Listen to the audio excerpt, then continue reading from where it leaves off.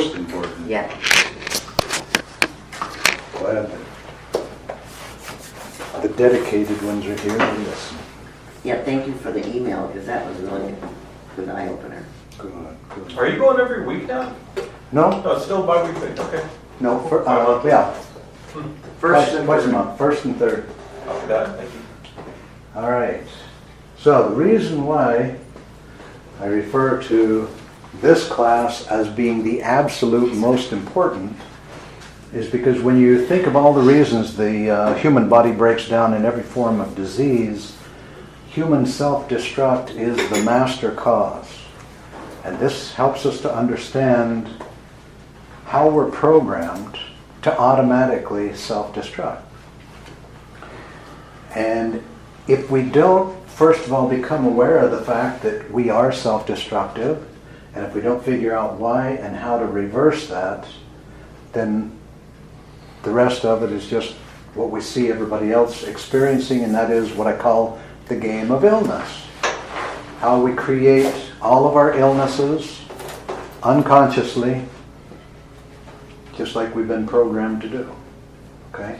Now, we're each creators and authors of our own circumstances. But if we don't have control of that, if we're going on automatic programming, see, this is the reason why each one of us chose the exact body that we chose.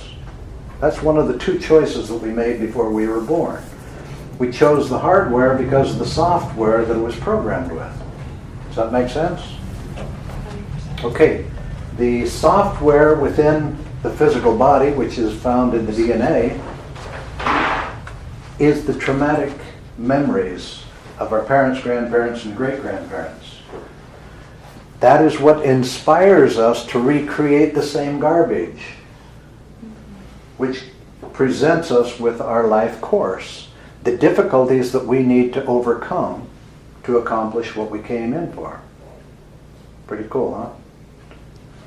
The day that we're born sets our feet on the path of our life path, and the body that we chose has the course. So it's not coincidental what we do in life. It's our choices. Everything else is automatic as a result of those two choices. But what we need to realize is that after we learn the same lessons over and over again, it's kind of like our inner critic. Our inner critic is one of the most destructive forces within us, and it's a basic part of our survival mechanism. That voice that criticizes us from inside the brain, that is not the soul, and I can guarantee you that is not your conscious thinking. If you take a close look at it, you'll find that it's a dominant parent's voice that it has. And the good news is, it's a dumb tape recorder. That's all it is. And you can shred it. You can get rid of it. Okay? How would you like to take about 2 minutes and shred the tape recorder? Anybody that hasn't done that yet? You know, I did this for a woman one time, and she came back a month later, and she said that she went to an AA meeting and explained what she had done and the relief she received from it. And she says a third of the whole group just broke down in tears to realize that it's possible to stop that voice, that critiquing voice in the back of the brain. It is part of the natural survival mechanism. In fact, I was watching this one evening a National Geographic show where it showed the wolf mother with the cubs around her in a den, and one of the little wolf cubs started going toward the doorway, and the mother kind of growled and nipped it in the backside, and it scurried back again. And that's similar to our dominant parent yelling at us or threatening us or whatever. And that is recorded in that basic part of the brain to keep us safe, just like what happened to the wolf. See, from then on, that mother wolf never had to nip the baby anymore, the little cub. All she had to do is go, the little guy will squirrel back into the den. Same way with us. You know, we could be threatened and spanked or whatever so many times, but after a while, that voice tells us, hey, if you don't pick up your toys, if you don't do this, if you don't do that, you're going to be punished. Well, that's a type of survival right there, but it's designed for more serious issues, more like the wolf cubs being protected from the dangers that are outside of the den. We all have that same basic program inside of us. Now, the problem is, as we go through life, more recordings are added to it, which are good, for the time that we're 5, 6, 7, 8 years of age. It's very helpful. It keeps us from getting in trouble quite so often. But at 35, to have a whole collection of all those critiquing statements being run off into our brain all day long, it becomes a very destructive force. It wasn't meant to get out of control like that, but it does. Okay, so anyway, in our imagination we can do anything, right? So I want everybody to close your eyes and imagine that you and I are walking around in your brain, okay? It's a big place now in the imagination. So we're walking around to the back side of the brain, and we look down and we see a table, and there's a tape recorder on the table. And we realize, oh my gosh, those critiquing voices that we've heard all of our lives is nothing but a tape recorder. So you reach down, you pick up the tape recorder, and we walk around to the front of the brain, and when we get to the front of the brain, we look down and there's this shredder. I mean, a big grinding, crunching shredder. You could drive a car into it and it'd turn it into millions of little tiny pieces. Okay, so hold the tape recorder over the shredder and drop it, and listen to it just crunch that tape recorder into a million little tiny pieces. Now remember, on that tape recorder was the dominant voice of your parent, your teacher, or whoever has been criticizing you all your life. It was nothing but a tape recorder, and the tape recorder is now destroyed. Okay? If you will allow that to be so, it's done. Open your eyes.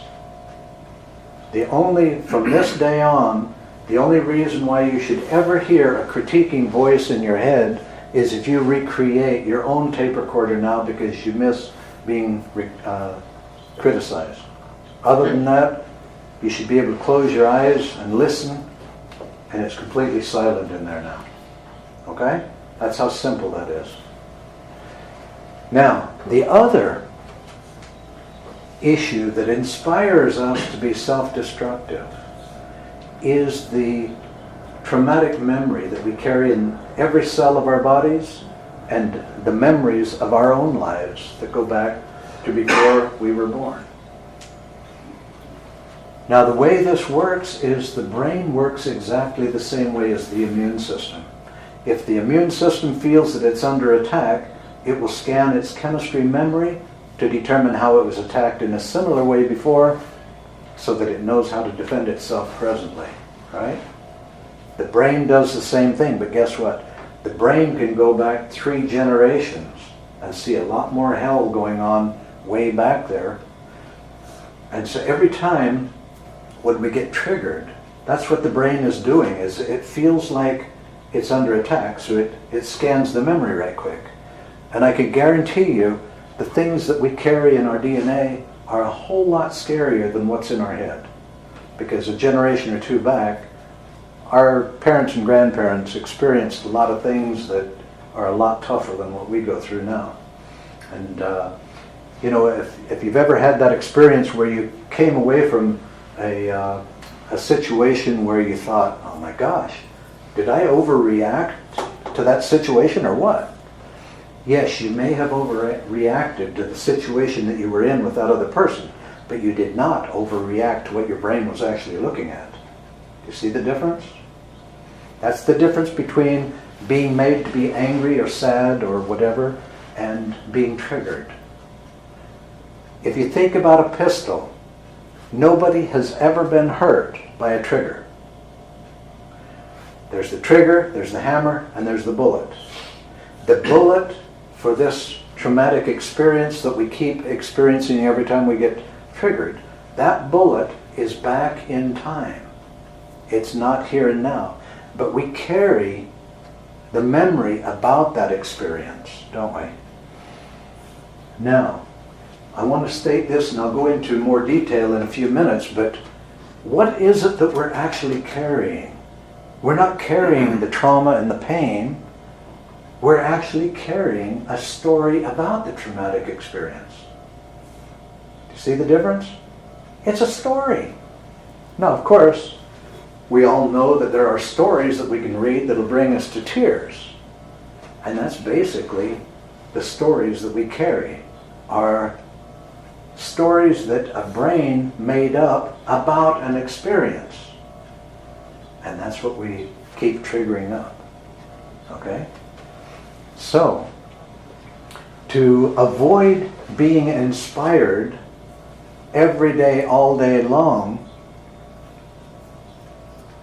in how to be self-destructive, because if you stop and evaluate every reason in the world for why the human body breaks down in disease, the absolute master cause is human self-destruct.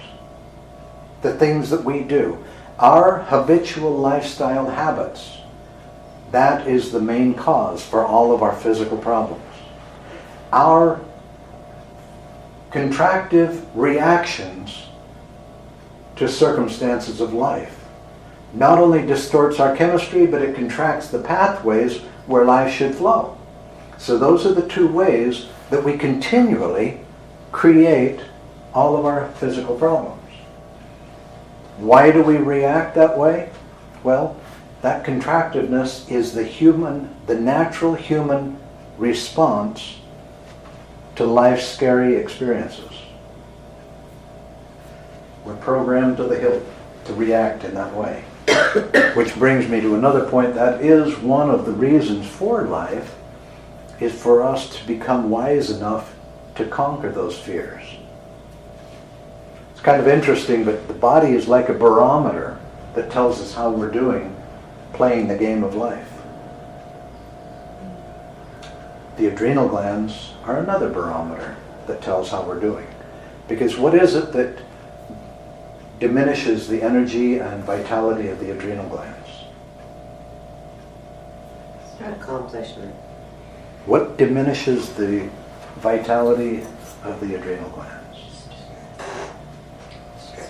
Stress. What is stress? Psychological. Psychological what?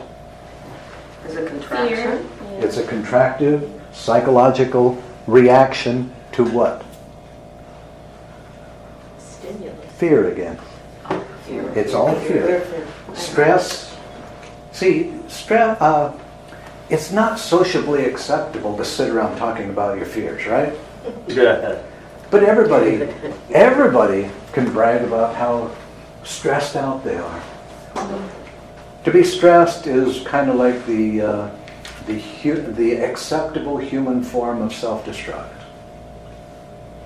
And what disease isn't the result of stress?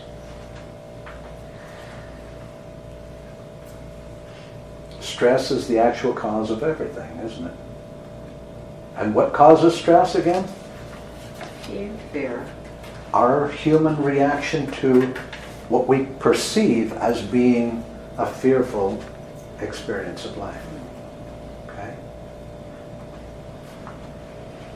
Here's another important thing when you talk about stress. If you were to make a list of every stressor, large and small, in your life, which ones are in your life by any other means but your invitation? Are there any? No. There's about 1% of all of our circumstances that we can say, well, that would happen to anybody because I'm on the planet. The other 99%, we either directly authored or we polarized ourselves to attract those circumstances that stress us out. So we're reacting to our own authorship. You know, now, a few of the things that I'm going to present, unfortunately, is going to prove human insanity. Okay? We author this stuff, and then we react to it. Okay, we each have the pen in our hands and the pad. We can re-author anytime that we're ready, but how can you re-author something that you think is happening to us? Because who in heck would believe that I'm authoring this myself? Right? A lot of the experiences that we have. But when we know better, we do better. And when we know better, when we're aware, we no longer recreate the same experiences that stress us out. Now, one practice that would be good for all of us to do from time to time is to list out every stressor in our lives, right down to the squeaky door that we keep thinking, I should put a little oil on that. Everything that stresses us out. And then take a look at that and realize that, okay, all the little insignificant ones, we could clear out of our lives within 1 month. Then think about the major stressors, like where we live, what we do for a living, all these things. And realize that when we engaged with that subject matter in the beginning, we were very excited about engaging with it. What changed? Did the subject matter change, or did our perception change? What we need to do is think about every circumstance in life is like a coin. It has two sides, a positive and a negative. When we engage in anything that we're excited about, all we can see is the positive side. The longer we focus on it, it slowly turns and we become aware, oh, there's another side to it. And then, of course, the brain is geared up to fix things, even if it has to break it so that it can fix it. It starts focusing in on that negative side, and pretty soon, that's all we see is the negative side. So with a lot of our major issues in life, relationships, occupations, whatever, what we need to do is shift that perception back again and realize, okay, as I really evaluate that subject matter or that situation, it really is great, and I would hate to be without that in my life. I need to start remembering and focusing on the fact that, hey, it has two sides, and I got caught up focusing too much on the negative side. Just a shift of perception makes all the difference in the world. Now, what do we have to stress out about with that issue? Again, it's unfortunate, but we are the authors of our stress in life. What is it that is bringing each one of us out of that state of joy? Again, as I mentioned a little while ago, the body is the barometer to tell us how we're doing in the game of life. Okay? We're all being guided brilliantly as to where the greater joy in life is, but the little house of horrors here between our ears is telling us, oh, but I don't know if I should do that. I need to be over here. And what inspires the brain to make its choices? Keep in mind that the brain is part of the survival mechanism. It's been driven for thousands of years by fear. It's a survival mechanism. That's what drives it. So if it makes a decision, what inspired that decision? Fear. And every time we make a decision out of fear, it turns around and bites us in the butt 100% of the time. The brain is going to choose either a decision according to fear or safety. It doesn't enter into the realm of wisdom. There's no wisdom up here. Only fear and safety. Where do we come up with wisdom? Where can we find wisdom? Intuitively, right? Intuitively. That's the only place where you're going to come up with wisdom. Now, oftentimes I ask a person, well, how often is your intuition correct? Well, the answer is usually most of the time, or 95% of the time. But in reality, it's 100% of the time. And the few times that it seems like the intuition wasn't correct 100% is when the little house of horrors got in and interpreted what the heart meant. Right? Heart. Yeah, maybe that was wisdom, but this is what it really meant. Well, it distorted the truth right there. Okay? To the degree that we are uncomfortable in life, in our circumstances, in our bodies, everything, is to the degree that we ignore intuitive guidance. Full stop. Okay? We have two sources of guidance. We have our intuition, which, as we talked about, is 100% accurate all the time. We also have the innate wisdom of the body, which has been with us at the cellular level for thousands of years, evolving through time, learning from millions of experiences how to survive.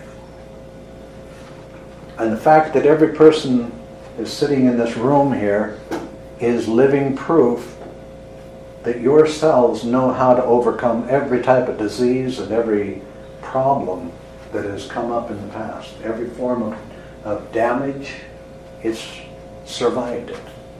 Okay? Pretty neat, huh? It's a serious, serious, brilliant survival mechanism. You add that collective wisdom together with intuition, and if we'll only listen, we have all the information that we need. Okay?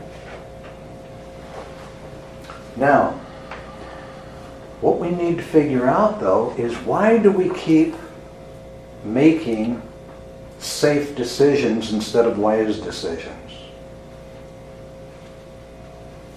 It's because we get triggered at least 1 or 2 dozen times a day.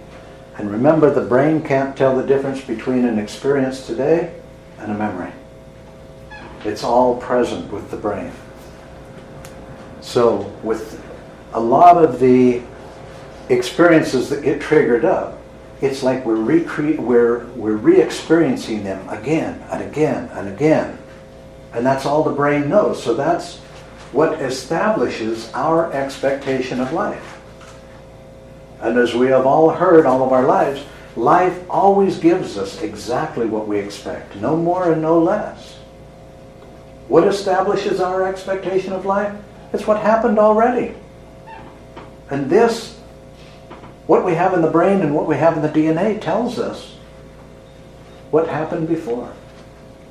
And the most dominant and loud speaking experiences are the traumatic memories that we keep recreating until we know better. Okay? But unconsciously, that is what is behind our lowered expectations of life and our decisions that are made out of safety. Is because we might not know what is being triggered up from our memory in the brain or from the DNA, but the brain says, whatever that was, I don't want to re-experience it. That's the reason why we choose safely. But if we'll just pause and wait, and if we could just get in touch with intuition and make a decision wisely, a wise decision will always serve us well. A safe decision is like a decision made out of fear. It will always turn negative on us. Always. Okay, so we're really spinning our wheels 95% of the time, because all of that is our subconscious programming that establishes the inspiration for our choices. Now we believe and we tout that we have choice in life, right? How many believes they have choice in life? The bad news is we're programmed robots. We are programmed robots. what we expect of life is what we experience and receive. And that expectation is programmed until we neutralize it. That is the reason why I say that the principle that we're talking about tonight, there is no greater principle on the planet regarding our health. There's no greater work. It's the most important work of all. You can live a perfect diet, you can have your excellent supplementation, exercise, and everything else, but if you still remain self-destructive, I can guarantee you're going to fail. All the treatment in the world and all the greatest programs is nothing compared to your creative abilities. And if those creative abilities are inspired by self-destruct, the left hand might be doing you all kinds of good, but the right hand is doing something else all the time. Okay, so we've got to get to core cause.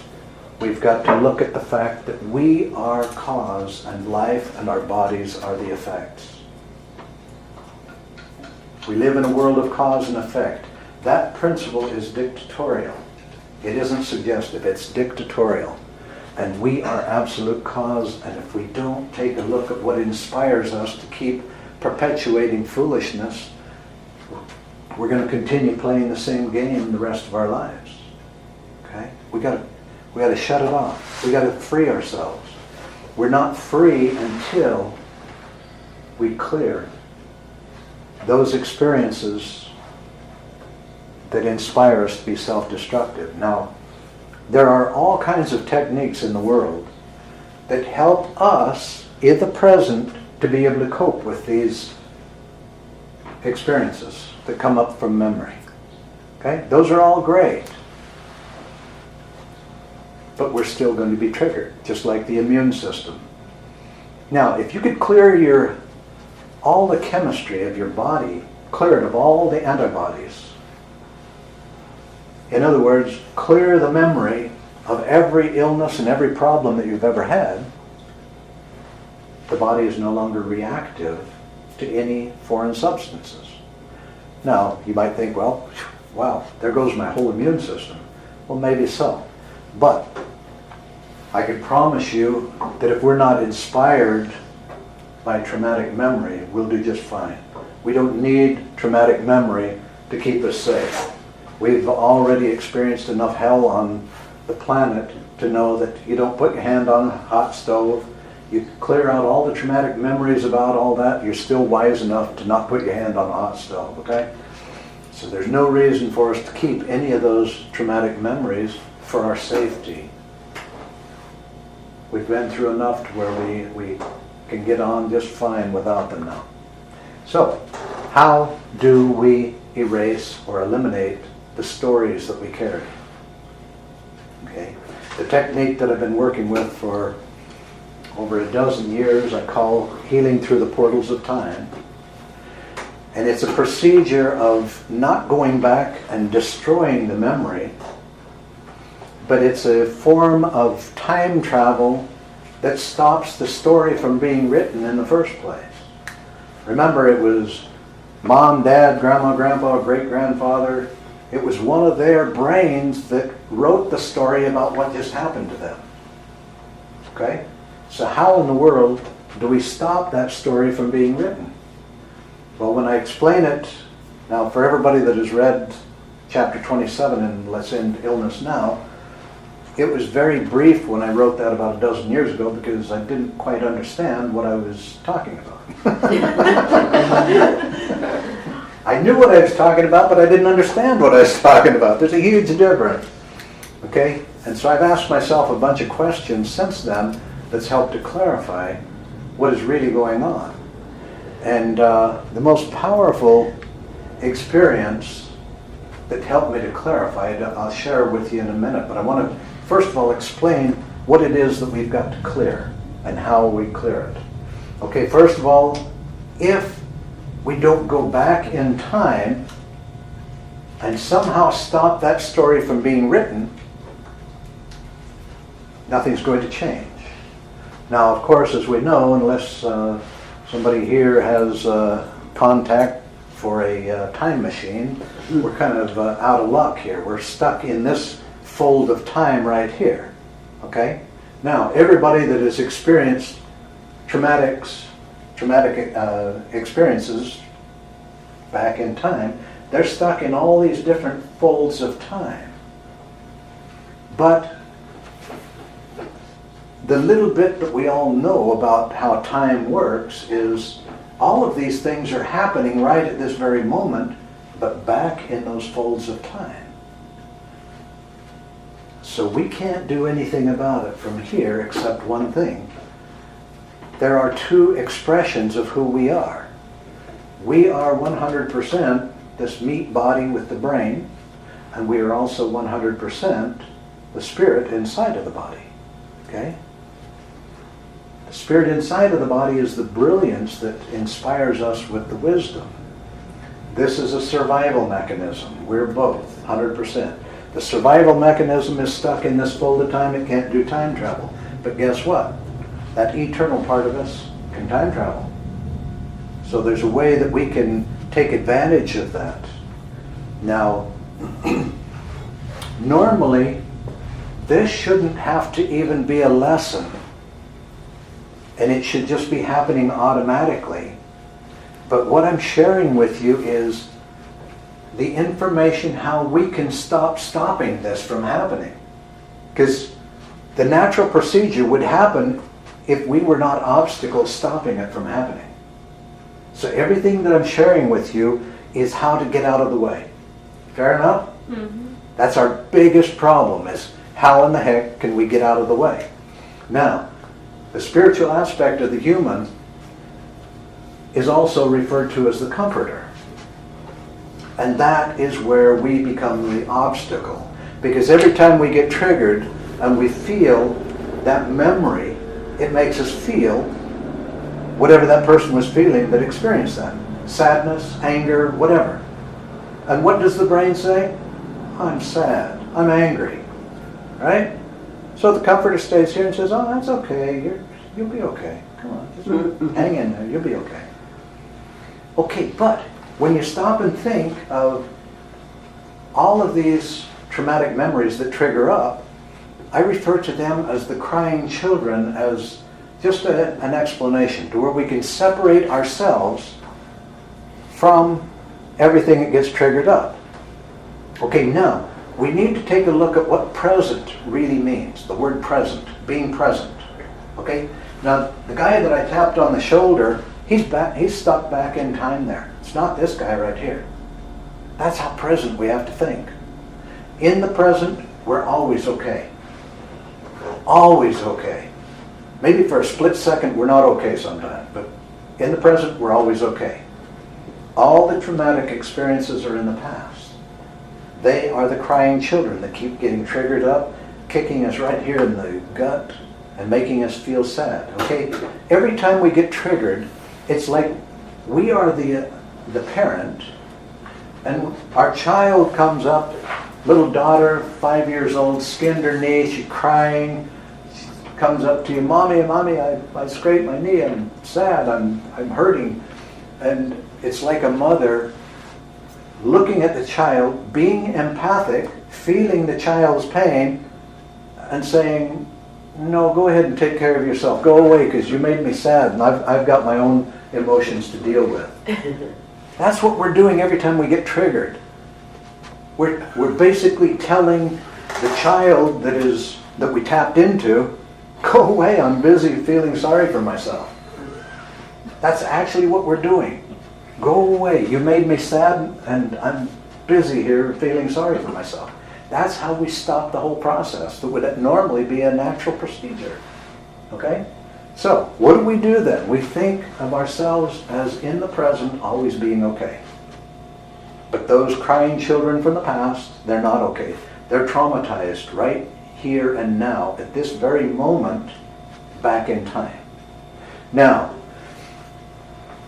the only aspect of us that can go back through the portals of time, of course, is soul, the spiritual being inside of us.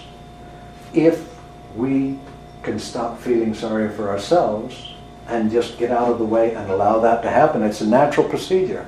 It's an unsaid agreement between me and me that if I can get out of the way, the bigger me can go back and do the work. Okay? That's all it is. Now, is the bigger me going to go back and stop the traumatic experience? Can't, right? Can't. It would destroy a major reason why we're on the planet, to have the tar beat out of us. Proof is in the pudding, right? But what can that spirit being do? What is the most powerful tool in the whole universe? Love. Love. Unconditional love. What would happen if that spiritual being used the brain that just got triggered as the GPS to know exactly where back in time that connection was made when the brain looked at the DNA? Spirit can go back through the portal of time to the exact moment after the traumatic experience, envelop that individual with unconditional love, and guess what? Healing. It paralyzes the brain from writing the story about what just happened because the brain is so caught up in the feeling of joy and love, it can't write the story. And when that happens generationally, guess what? It's erased from your DNA, your children's DNA, everybody's DNA, because the story was never written this time. That's how powerful this is. That's why it works permanently if you will allow it. And the only time that it doesn't work is when you don't allow it. When you're so caught up in the little house of horrors that you won't allow soul to leave you alone. It's got to stay here and pat you on the head because you're feeling sorry for yourself. It is not you. You're an empathic parent who is only feeling the pain of the child that's stuck back in time, traumatized. And if you can let that go and just be with the traumatic feeling and know, I'm okay.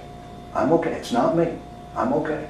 And you just be there in loving support for whoever. That's another way of getting out of the way. You're submitting. You're completely submitting. You can't do anything anyway, but this is a method to where you can get out of the way. You submit completely and be there in loving service. Soul zips back through the portals of time, envelops that younger person, and in 15 seconds, everything is cleared. We have a choice when we get triggered.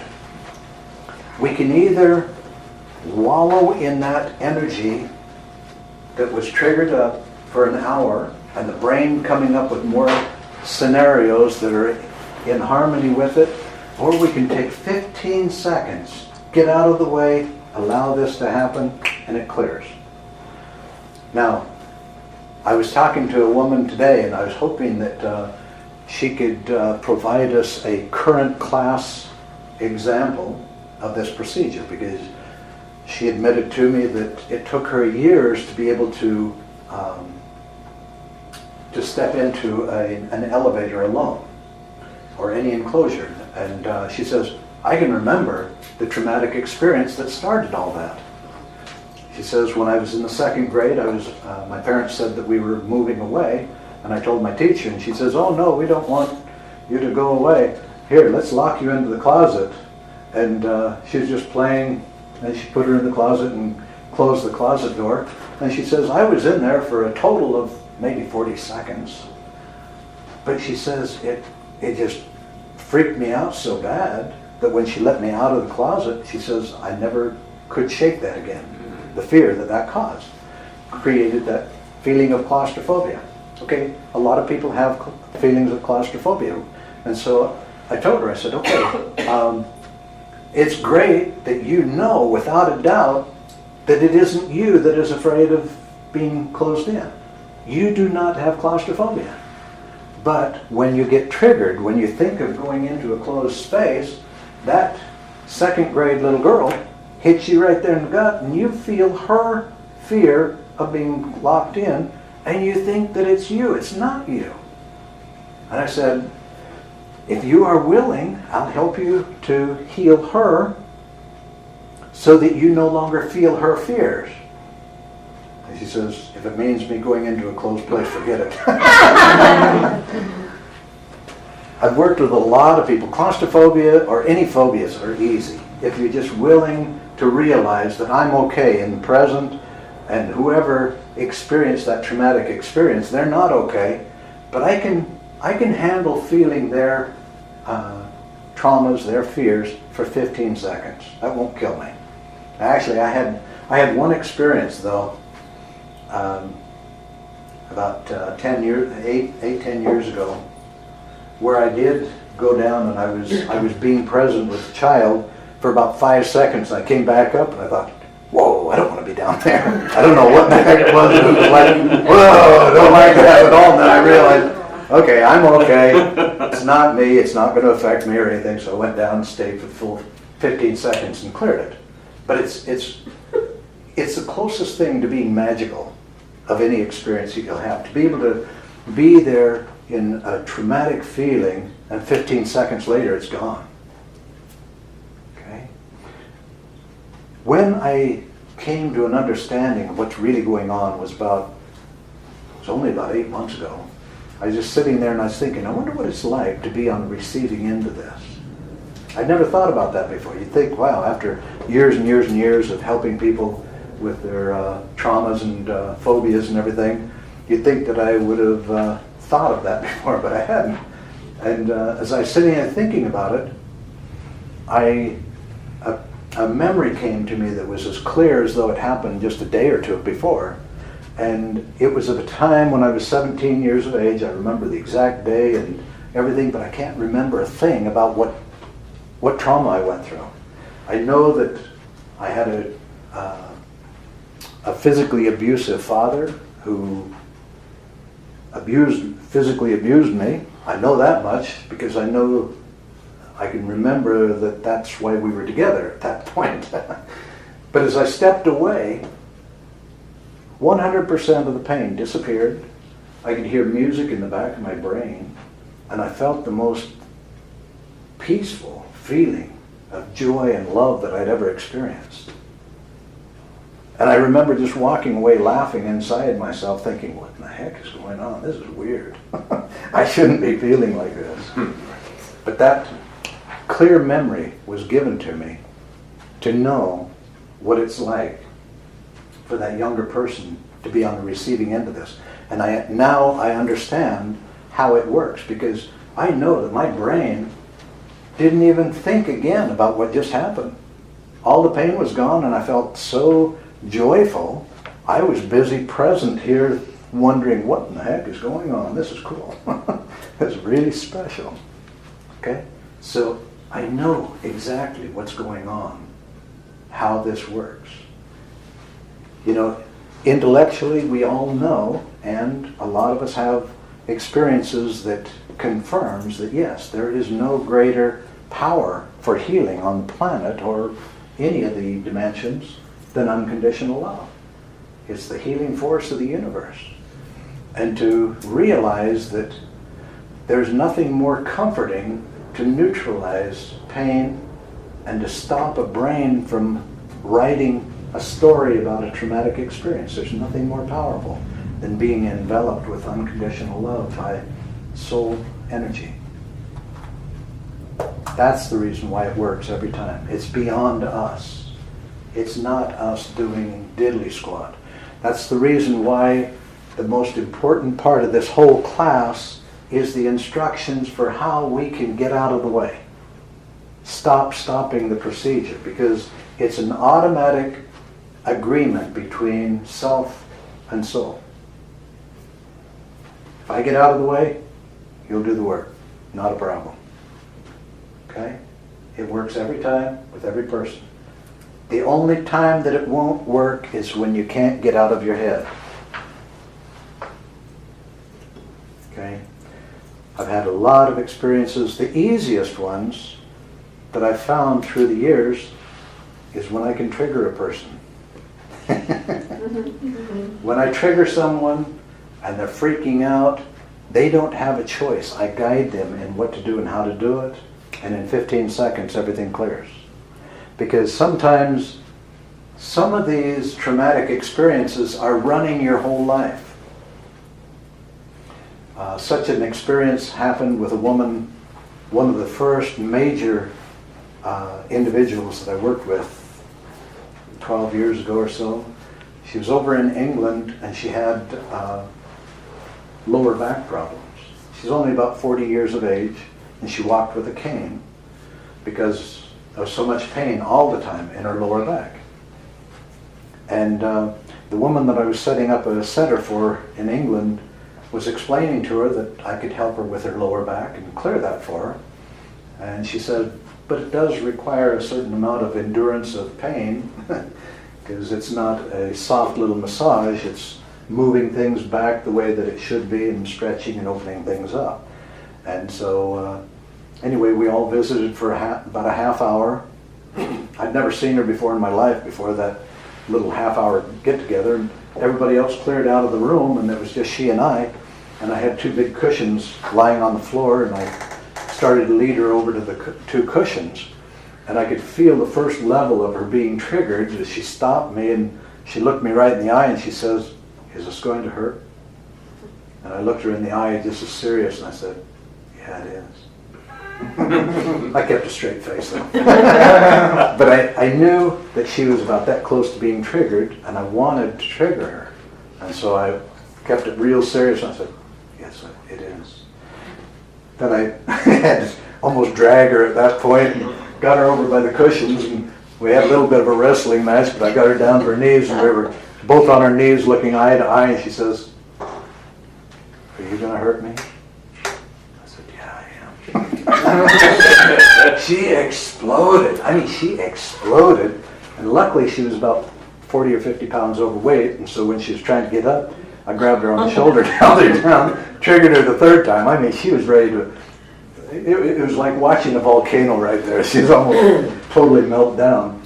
And because she was an energy healer, that's why I felt confident that I could get her out of all this. And so I couldn't get her out of her head, and so I put my fingers together like this, started hitting her in the stomach. And I said, "Karen, get out of your head. Come down here and work with me, and we can clear this." "No, no, no, no. Karen, get out of your head. Come on, come down." It took me, it seemed like, with everybody in the whole house thinking I was busy killing a woman. Seemed like forever, but I think it was probably about less than 1 minute. But I finally got her out of her head, and again, instead of 15 seconds, it took her about 20 or 30, but finally she was completely calm, and she opened her eyes, and she looked at me, and she says, "You wouldn't believe it." She says, "I felt my father slug me in the mouth as a 10-year-old girl and yelling at me." She totally, I triggered her so well, she totally re-experienced it. And then I was able to help her by coaching her to be there in loving support for the little 10-year-old and helping her realize it's not you. Be there for that, whoever has come to you for help. And you can imagine how her father, being the man in her life, how that experience was controlling all of her relationships. Mm-hmm. I mean, controlling them, determining her expectation of the experiences or the relationships. And if they wouldn't punch her and yell at her, I'm sure that she inspired them in every way that she could, because that was her expectation. It's like, "Hey, when are you going to hit me?" Yeah, right. It's sad, but that's what we all do. We have an expectation, and if life doesn't beat us up exactly the way we expect, we have to do it ourselves or set things in motion, because we will experience what we expect. That's the bottom line, and we're not going to get out of it. We are the meter that determines what we experience in life. And if life provides us more than our expectation, whose hand pushes that excess away? We do. We will not accept more from life than our expectation. Our expectation level is down here. Okay? Every time I tell a person that, they say, no, my expectation is here. No, that's your desire. Here's the true expectation of life, and our frustration level is the distance between the two. that make sense? Mm-hmm. Okay, we don't want to drop this one. We want to raise this one. The only way that you can raise this lowered expectation of life is doing the healing through the portals of time. Because it doesn't matter how many techniques you use to pacify yourself so that you can deal with these triggered up emotions. We need to go back through the portals of time and stop those stories from being written so that they are no longer controlling our decision-making process. Okay? Is it real simple? Okay. As you know, any of you that have read chapter 27, it wasn't quite that simple in the book because I didn't understand it, what was really happening and how to explain it properly. So I'll do some more editing on it and have that available so that it's that simple. Because again, I say, there's nothing in the world, no type of work that is more important, because these memories are controlling our lives. They're putting it's like a governor on an engine that will only allow it to go to so many RPMs. That's the governor of our lives. It won't let us go beyond a certain level. And the only way that, it's like the hooks on our belts, and we're sitting here spinning our wheels in one place, being held back by those traumatic memories. The only way that we can be free from it is to go back, do the procedure, and clear at least the squeakiest wheels. The major issues, like that one woman's experiences where her love life in her life was controlled by a 10-year-old child. That 10-year-old child was inspiring her with every decision in relationship. You see how that was happening? Okay, we all have at least a dozen traumatic memories that make the decisions for us. We're not free. We're not free to choose wisely. We're being inspired to choose safely so that we don't recreate whatever we carry in the DNA or the brain. You see how trapping it is? Okay. As we free ourselves from those traumatic memories, then this is another area that I'm going to write up so that you have it in your hands. And those of you that haven't joined the 35 for Life Club, contact Janice anytime, send her an email or whatever, and get signed up, because eventually I would like to just be communicating with people that are serious about moving forward, instead of providing entertainment for tire kickers.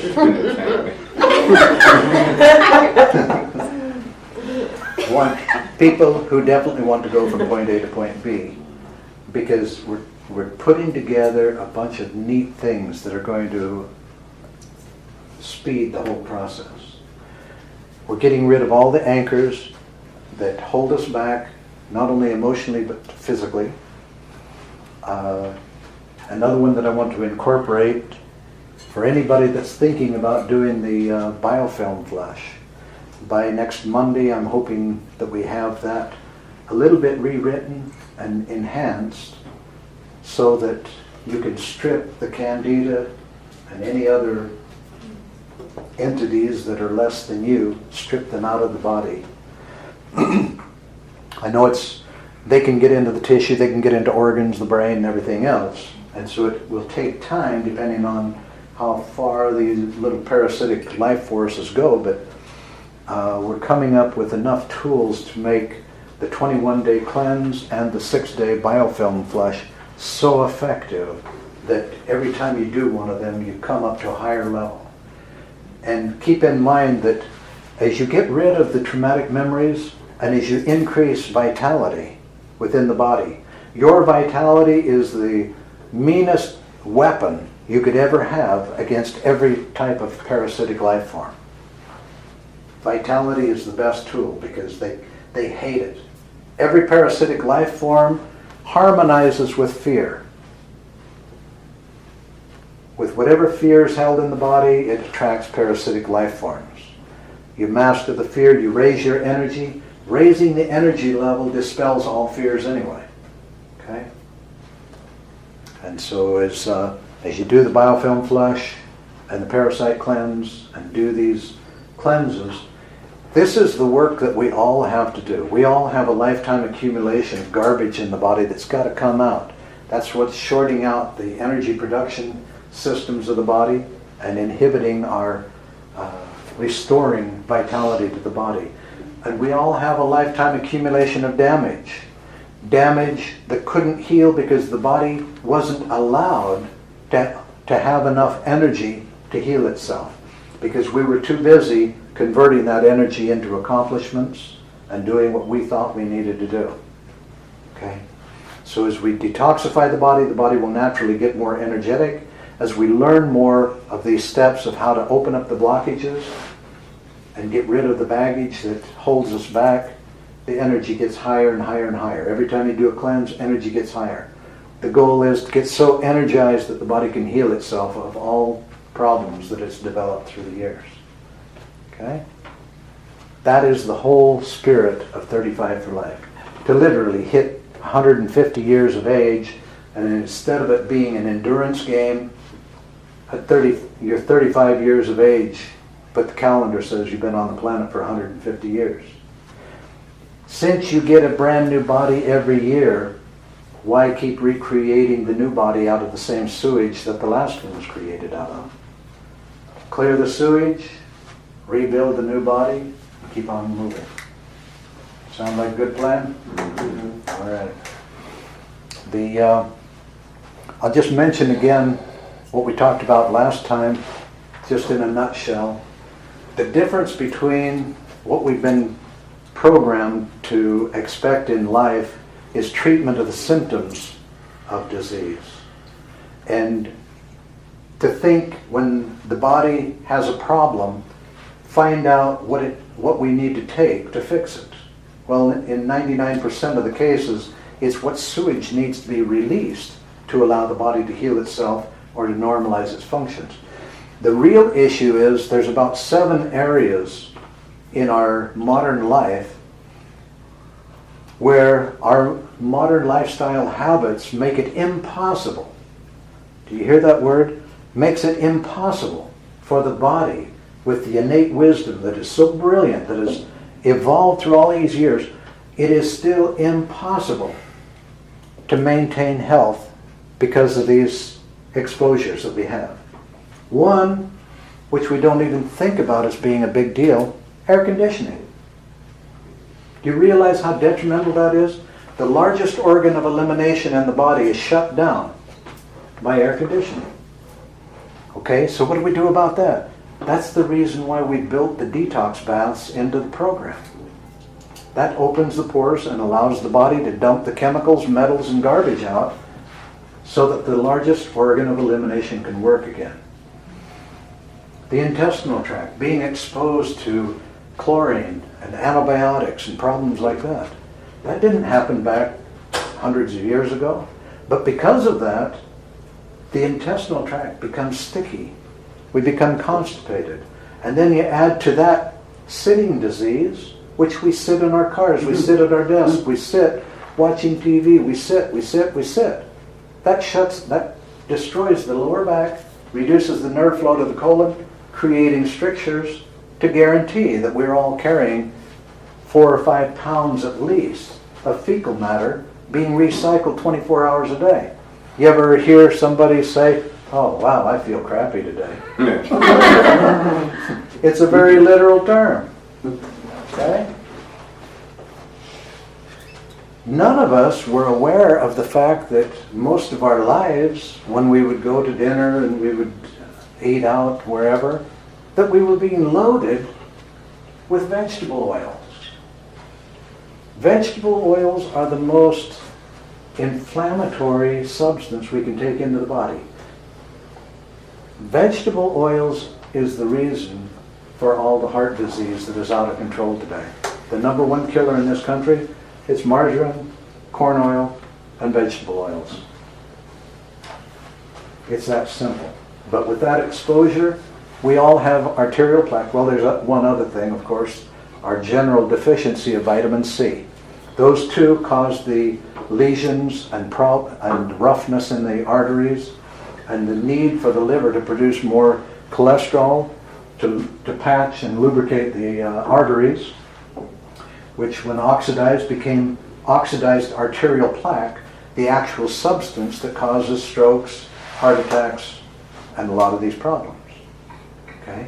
Again, that's another issue of our time that makes it absolutely essential for us to do gallbladder flushes. And if we don't do gallbladder flushes consistently, just like changing the oil in the filter on the car, the body, just like the car engine, if we don't do that, is going to age. That's what they call the natural aging process. The gallbladder, the trash can of the liver, being loaded with oxidized arterial plaque, backing up the liver, overwhelming the liver to where it can no longer keep the blood clean enough. Then the blood and the wisdom of the body, trying to keep the blood clean enough, will look for weakened areas in the body to dump the particles to clean the blood. And in every area of the body that is made weak by either nerve flow restriction or direct damage is a site where the body will wisely dump the garbage to clean the blood, because the filtering system isn't working properly.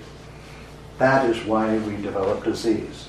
So there's about 7 major issues that make it absolutely impossible, no matter what diet, no matter what supplements, no matter what exercise you're doing, if you don't understand the simple steps of body chemistry support and do those steps as the highest priority, everything else is going to be undermined. That's the priorities that we put together. The highest priority that your body is crying out for is help me to digest the food, because you're using up all the energy and there's nothing left to produce digestive enzymes from. Second, help me take the trash out of the intestinal tract and help me to rebalance the intestinal flora. And since the skin gets shut down and I can't throw the acid waste out through the skin, do 2 detox baths a week so that I can clean the blood and lymph right out through the skin to save the poor overwhelmed liver.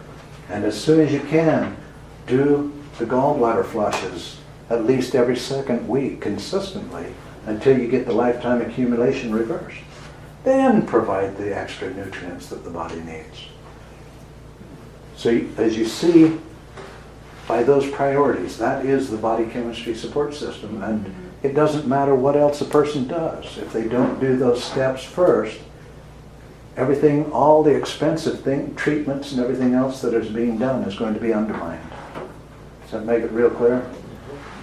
Okay. That's what we're developing the 35 for Life Club for, is to help people to realize that this is so simple, but we've got so much stuff in our brain that has us believing that we need to do other more important things. No, there aren't more important things.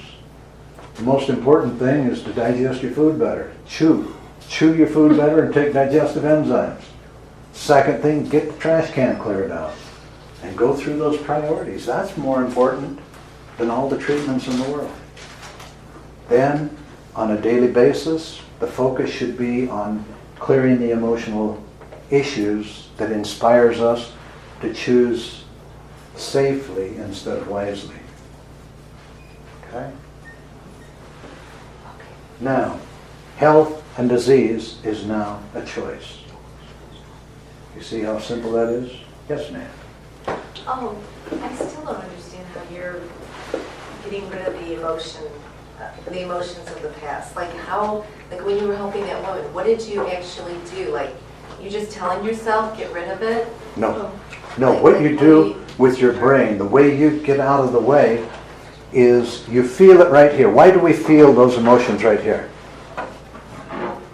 Because it's where all of your love is, where your emotions all go there. This is the seat of the soul, and we have brain cells all over in this area.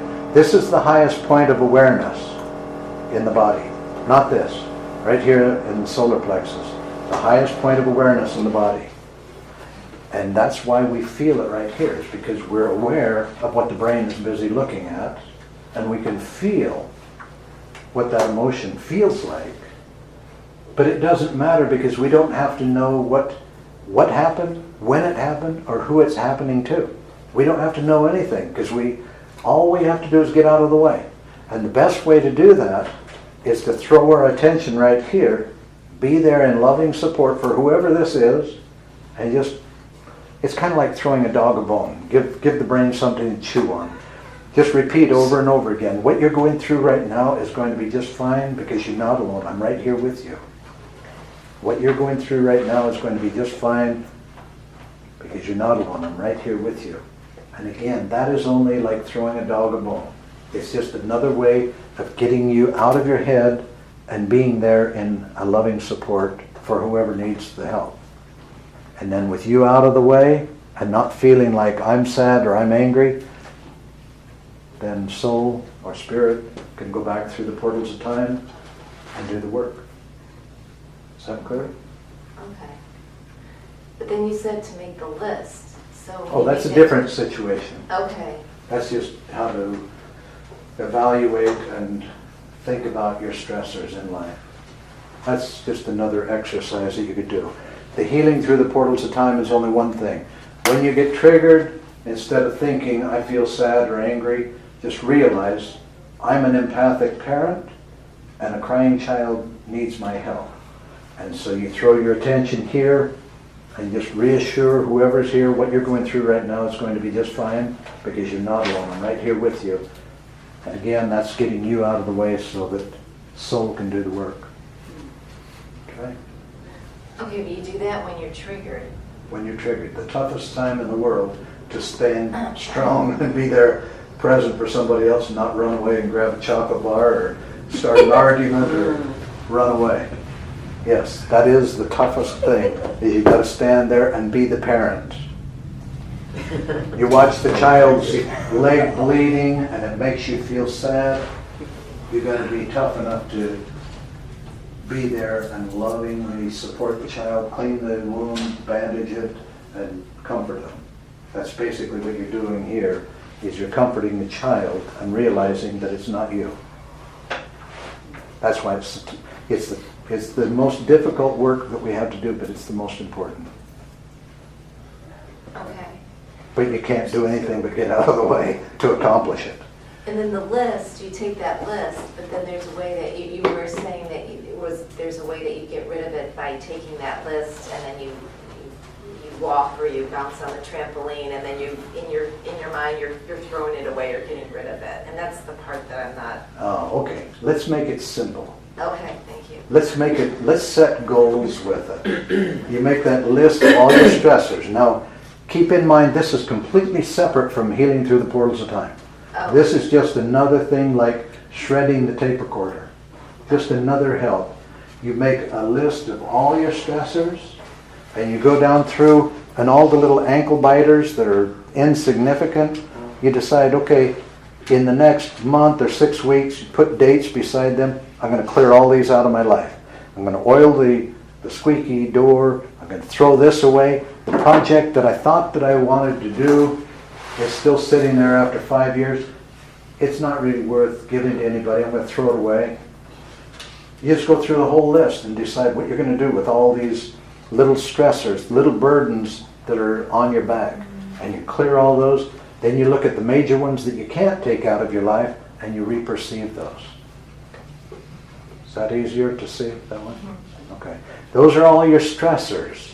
Those are by choice what you've drawn into your life because of your lowered expectation. This is what you're using to harass yourself with. Okay. And it's not necessary. We bring them into our lives because of our lowered expectation. Now, if you're going to change the past, if you're going to take the anchors off from your belt loops, let's change the habit out by clearing the stressors out. See that's the only correlation between the two. Is we're accustomed to being beat up by life because that's been our expectation.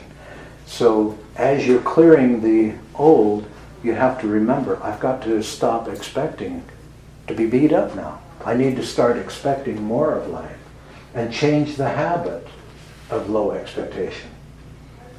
Okay? Because that's a conscious choice. Just like every one of us is programmed right to the hilt to believe in aging. If we don't consciously reprogram the computer, we'll go ahead and fall in line just like everybody else and continue aging. We've got to consciously, and a good term that I use all the time is I'm an energetic, fit and healthy 35 for life. That's what I keep repeating right now while I'm on the trampoline. I'm an energetic, fit and healthy 35 for life. And then feel it in every cell of your bones, every cell in the entire body. That energy and the reprogramming, the higher expectation. Okay? It all works together. As you get rid of the physical blockages and the accumulations, as you get rid of the emotional stuff, and as you do the body chemistry support, and then the reprogramming, it all works together toward developing and creating. We're creators. Whatever we see, the brain, though, is like the spinner wheel of a board game. It has no power, really. But wherever that arrow points, our emotions go. And every cell in our bodies look to you and I as being the gods and goddesses of their whole universe. They hang on every word, thought, and feeling, especially feeling. Whatever you're feeling, every cell in the body is following an exact parallel with it. That's why the body and the adrenal glands are the barometers that tell us how we're doing in the game of life. They're listening to every feeling, especially. But when you speak, you're prophesying to 75 trillion listeners. That's not even counting the other organisms, the bacteria and everybody else that is in there, which is about 100 times greater. They're all listening too. It's your universe. And it's right in perfect parallel to your thoughts, feelings, and words. Okay? So if you want to change all of that, you got to realize, oh, they're listening. I've got to be careful with what I say and what I'm feeling. And see, how do you change your feelings? Can you change your feelings? It's very difficult. But this is easy to change. And whatever subject matter this focuses on, it alters the feeling. The most powerful principle in our daily lives is the principle of focused attention. Wherever this is directed, our whole life goes in that direction. So that's why probably the most important thing we can do on a daily basis is to be careful where we're focusing our attention. Because the subject matter activates the emotions that we're going to feel. The emotions that we're going to feel is the most powerful impact on the entire health of the body.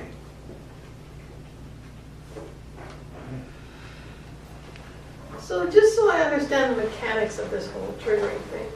Let's say I get home tonight and my husband says something to me that Triggers you. like now.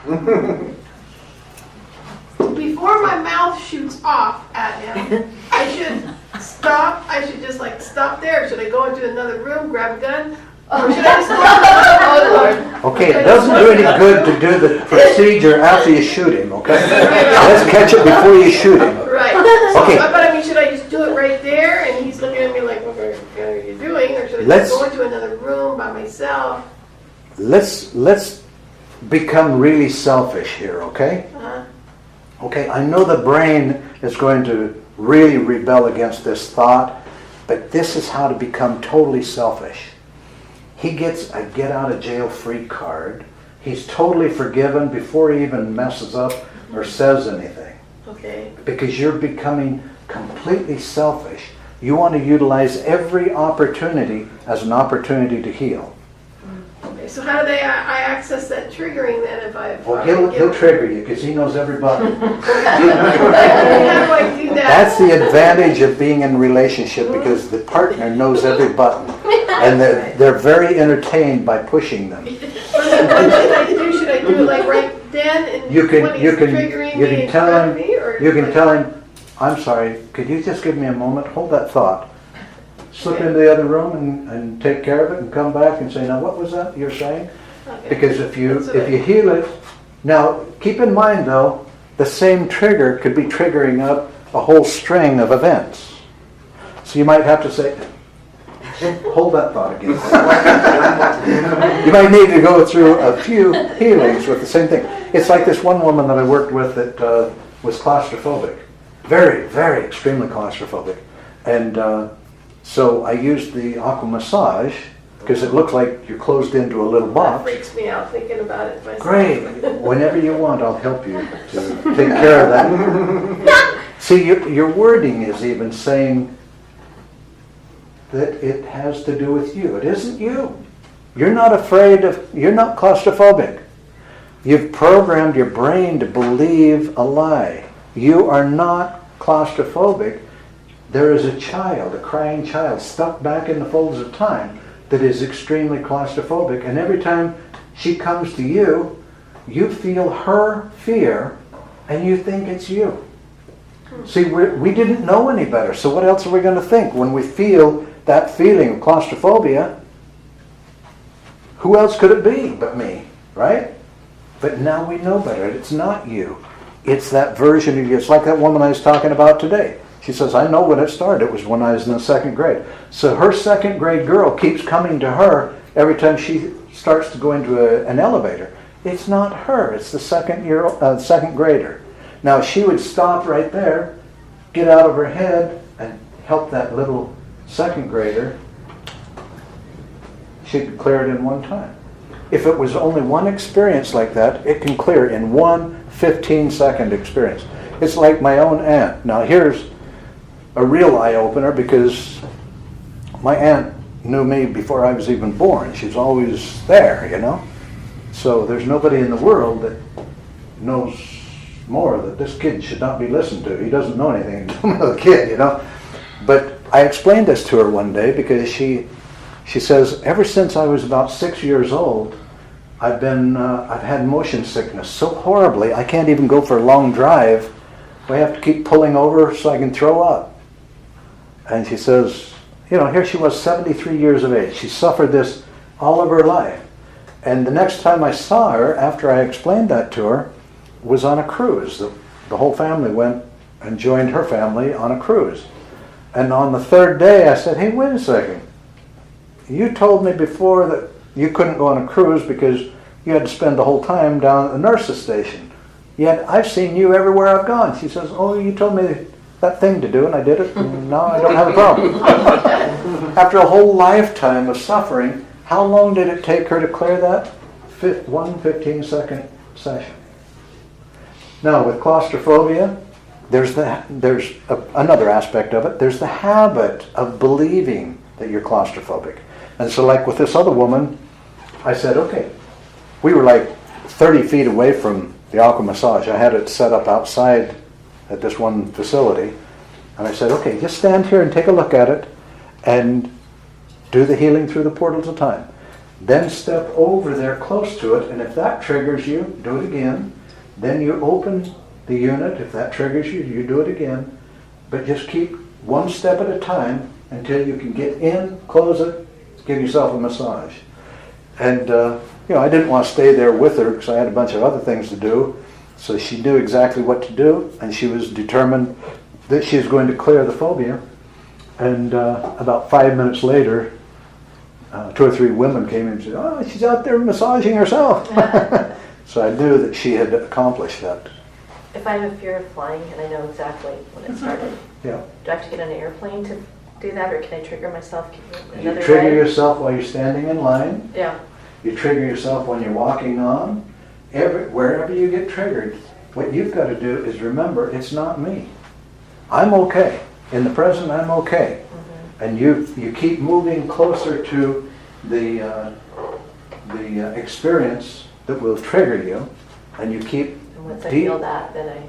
Yeah, when you feel comfortable again, you go ahead and step forward and go closer and closer until you're in the airplane, you're sitting down, and then as soon as the plane starts moving, if it triggers you again, do the healing. But the thing is, you got to keep in mind, it's not you. Mm-hmm. You're only feeling that emotion of the younger version of you. Okay? And when you feel her, you've got to be the mother. I had an experience one time. This woman in this area was going to a counselor that taught her that she needs to feel her emotions. And so every time she'd get into a counseling session, first thing she'd do is go into her emotions and start crying. And so we were sitting on the floor and I was talking with her, and it felt to her like it was a counseling session. And so she starts crying, and I said, "Oh, I'm sorry, did I hurt you?" "No." I said, "Well, why are you crying?" "I don't know." And so I explained to her about the crying children and everything, and I said, "That's what you're really feeling."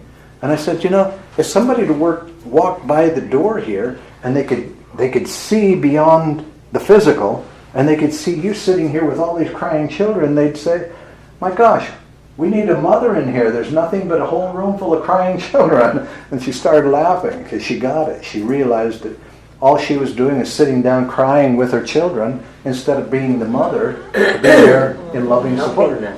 What's that? And helping them, Yeah. yeah. Where's the mother to help the crying children? And so from that perspective, then I was able to help her to realize that when she gets triggered, be there in loving support for them because you're okay. I just had a light bulb moment that also I think for me, I get freaked out because I'm scared of freaking out. Like I'm scared of feeling the emotions and kind of going, ah, and like crying and all that stuff. And so I think like with the plane, I just realized, because I get a fear of getting blood taken. Uh-huh. But I worked through that one time and I just breathed through it, and I was scared of fainting because I usually faint. Right. Not necessarily of the blood being taken. So Right. it's, Okay. it's just interesting. But keep in mind that it isn't your fear. You're only feeling someone else's fear.